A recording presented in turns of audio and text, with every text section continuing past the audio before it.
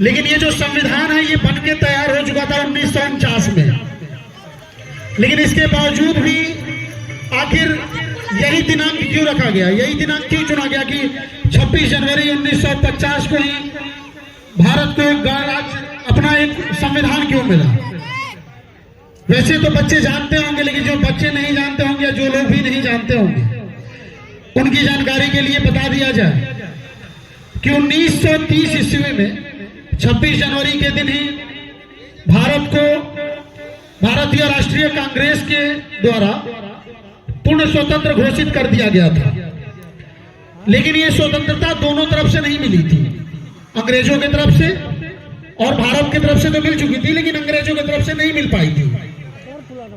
तो उसके बाद 26 जनवरी, तो इसके पहले 1947 में जो देश आजाद हुआ 15 अगस्त 1947 को, उससे पहले भी 1930 से लगातार भारत ने अपना आजादी महोत्सव मनाया है। इसी 26 जनवरी को हर साल आजादी मनाया जाता था, आजादी दिवस या स्वतंत्रता दिवस कह सकते हैं। लेकिन इस 26 जनवरी का अंत हो गया तब जब 15 अगस्त 1947 को हमारा देश पूर्ण रूप से आजाद हो गया। तो फिर आखिर उस दिन को कैसे याद किया जाए ताकि इतिहास के पन्नों में एक बार फिर से उस दिन को रख लिया जाए कि जीवन में कभी कोई इस दिन को ना भूले, कोई भारतवासी ना भूले, क्योंकि इस दिन को भी हमारे वीर महापुरुषों ने अपने प्राणों की आहुति देकर, जान की बलिदानी देकर इस दिन को बनाया था। तो फिर हुआ कि भाई अब देश है, आजाद हुआ है, तो कब तक किसी दूसरे देश के हम लोग नियम कानून को पालन करके आगे बढ़ते रहेंगे। तो हुआ कि चलो भाई अपना नियम भी होना चाहिए। और संविधान है क्या?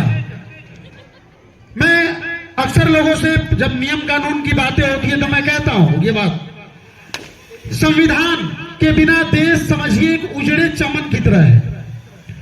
जैसे किसी बगीचे में यूं समझिए कि अगर उसको देख रेख करने वाला एक माली ना हो तो आप कितने भी सुंदर से उस बगीचे को सजो ले, आने वाले बहुत कम दिनों में वो बगीचा उजड़ जाया करता है।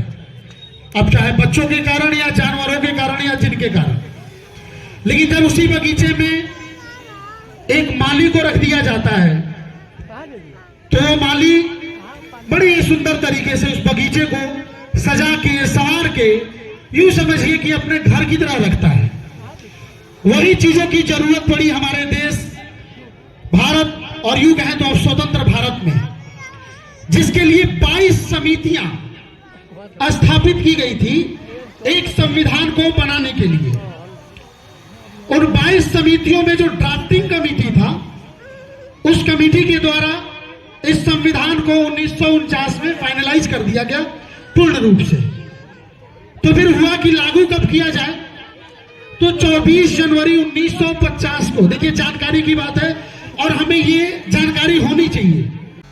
तो 24 जनवरी को उस पर हस्ताक्षर किया गया जो भी कमेटी के लोग थे, और फिर 26 जनवरी को वही अपना आजादी महोत्सव को, जिसको 1947 से पहले भारत की जनता अपने सभी लोगों के साथ मिलकर मनाया करती थी, उस आजादी के उस महान दिन को याद करने के लिए इस 26 जनवरी को फिर से एक बार चुना गया।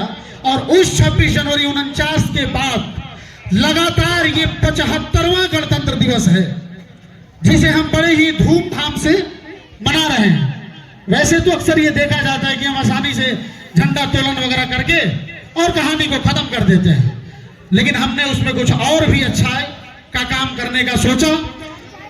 और दक्षिणी सुगाम के माननीय मुखिया श्री प्रभाकर मिश्रा जी के द्वारा इस बात पे सहमति हुई कि क्यों न एक काम किया जाए। ये देश चलेगा तब जब हमारे पास शिक्षित लोग होंगे, शिक्षित पूरा का पूरा जेनरेशन बनाने के लिए, बच्चों को मोटिवेट करने के लिए, क्योंकि अच्छे काम करने वालों की अगर आप सम्मान न करें तो फिर धीरे धीरे लोग अपना काम करना, अच्छा काम करना छोड़ देते हैं। तो इसलिए इस चीज को हमने आगे बढ़ाया और आज ये 5वां साल है जब लगातार हम प्रतिभा सम्मान समारोह के माध्यम से अपने